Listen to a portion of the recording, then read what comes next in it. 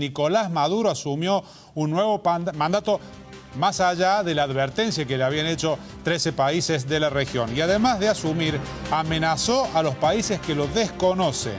El líder chavista prometió medidas diplomáticas más crudas, sugiriendo una ruptura masiva. El presidente lanzó en estas horas esa suerte de ultimátum, dándoles 48 horas para que las 13 naciones del grupo ratifiquen o rectifiquen su declaración donde, entre otras cosas, lo instaban a no asumir. Estamos hablando del Grupo de Lima, ese pronunciamiento que vio la luz el 3 de enero, que calificó de ilegítimo este gobierno que acaba de iniciar Maduro. Esos países reclamaron que se abstenga de asumir y que el Congreso llame a elecciones. Si no hay rectificación, dijo Maduro, amenazó con medidas diplomáticas y recíprocas más duras. Solo México se apartó de firmar esa declaración. Uruguay, que integra el Grupo de Lima, anunció que al igual que México dispondrá que su encargado de negocios dispuso esto, para la ceremonia de asunción concretada cerca de este mediodía. No hay un solo país de donde vengan ustedes, de Chile, República Dominicana, Colombia, Ecuador, Honduras, México, Puerto Rico, Argentina, Perú. No hay un solo país en donde no haya una campaña persistente, diaria, permanente, durante 20 años de manipulación y de mentira sobre la revolución bolivariana del siglo XXI, sobre el comandante Chávez y ahora sobre este humilde obrero Nicolás Maduro Moro. Este grupo de gobiernos de derecha pretenden darnos órdenes de qué debe hacerse dentro de Venezuela,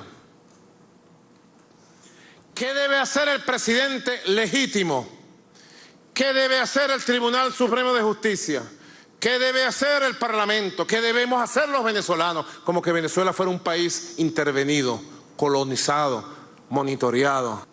Ante la intolerancia de algunos funcionarios también, yo le digo a Europa, quieto, detente Europa, Unión Europea, detente, no vengas otra vez con tu viejo colonialismo, como locos, descocados, enloquecidos, andan los gobiernos satélites del imperialismo norteamericano, inventando, haciendo, presionando, gritando.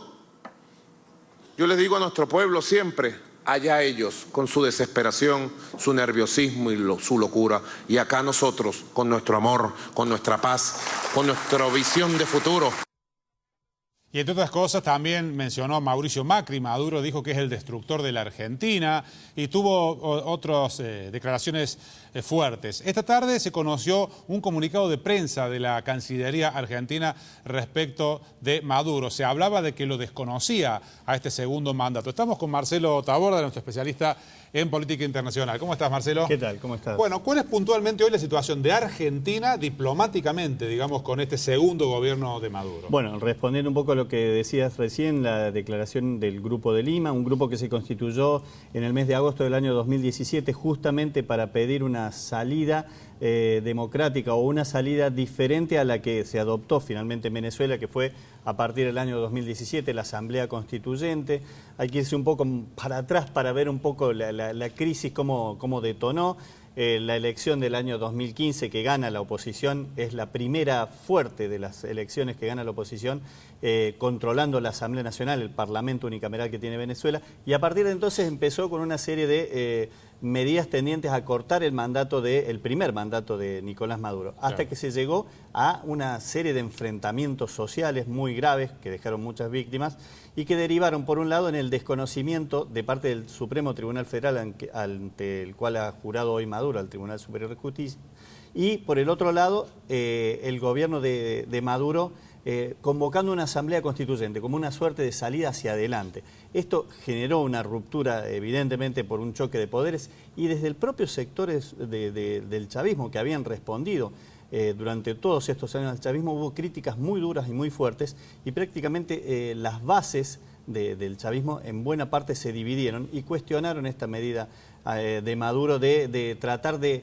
soslayar el poder de la Asamblea Nacional. La Asamblea Nacional siguió exigiendo en foros internacionales como la OEA, en este grupo de Lima que se creó y que volvió a pronunciarse en forma contundente, luego de que en mayo del año pasado se realizara la elección presidencial para este segundo mandato que que acaba de jurar. Donde dice Maduro que ha sido una elección legítima y hay todo un concierto internacional que dice lo contrario. Porque la oposición precisamente boicoteó esta elección diciendo que no se daban las condiciones ni las garantías de equidad ni de transparencia para que fuera una elección realmente democrática. No presentó candidatos a esta mesa de unidad democrática, sino fueron 2 o 3 candidatos opositores por su cuenta, prácticamente muy divididos, y sobre un 46% de padrón que solamente fue a votar en esa elección, es decir, con una abstención del 54%, que en Venezuela, hay que decir, en otros países como Colombia sería una abstención normal, pero en Venezuela siempre, desde que existió la polarización, sobre todo con el chavismo, la elección contaba con una participación de más del 80%. Claro. Y en esta elección, bueno, sí, se impuso Maduro con casi el 68%,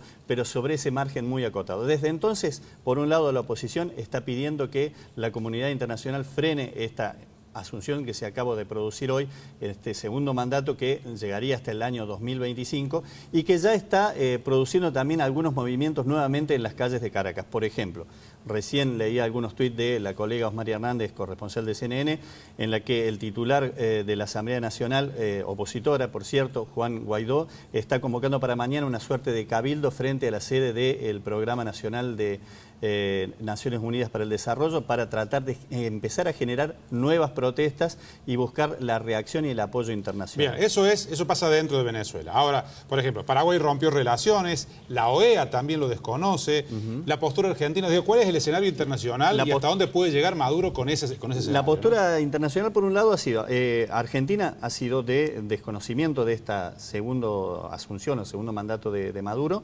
pero sin romper relaciones. Esto lo aclaró el canciller Jorge Faurí y dijo que no va a llegar a lo que produjo Paraguay hoy mismo, que es la ruptura de relaciones, porque a pesar de que no tiene embajador desde hace 3 años Argentina, sino un encargado de negocios, está velando por los intereses de aquellos argentinos que aún están residiendo allá y que tienen tanto su vida hecha como posibles negocios dentro de lo que es el territorio de Venezuela.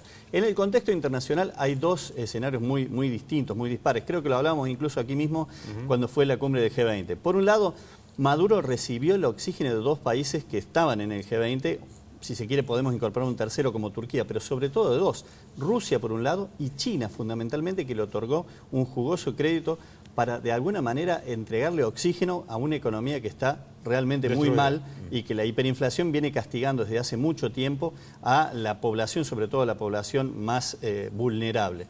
Ese que era el componente sobre todo del chavismo es el que la oposición quiere seducir y quiere de alguna manera rebelar contra el presidente. Pero hoy el jefe del ejército, que es la estructura que está sosteniendo en buena parte también al gobierno venezolano, ha ratificado que Maduro es su comandante en jefe y le ha ratificado su lealtad. Con lo cual la oposición podríamos decir que pierde ahí un aliado estratégico al que hasta último momento trató de buscar para de alguna manera promover algún cambio.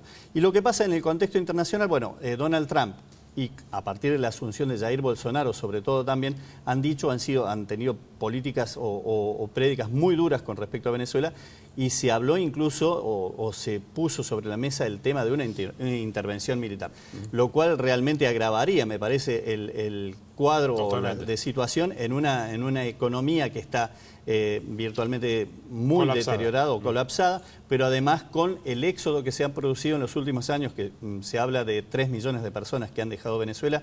Creo que el relevamiento de Argentina es de más o menos 120.000 venezolanos que han ingresado al país aproximadamente, sobre todo se han radicado en Colombia, pero además lo que podría generar regionalmente un conflicto de este tipo, y no nos olvidemos también que Venezuela sigue siendo uno de los países con mayores reservas de petróleo, claro, un gran productor. Y en este contexto internacional ahí juegan sus fichas los principales jugadores, es decir, estamos hablando de Estados Unidos, estamos hablando de China y estamos hablando de Rusia también, que se habló en las últimas semanas de un posible desembarco de una base militar algo que cayó muy mal seguramente en el Pentágono y que aceleró también algunos pedidos de parte del gobierno de Donald Trump para buscar de alguna manera aliados en el continente que busquen la salida de Nicolás Maduro. Seguiremos paso a paso y sobre todo lo que va a pasar a nivel interno dentro de Venezuela. Muchas gracias, Marcelo. No, gracias a vos.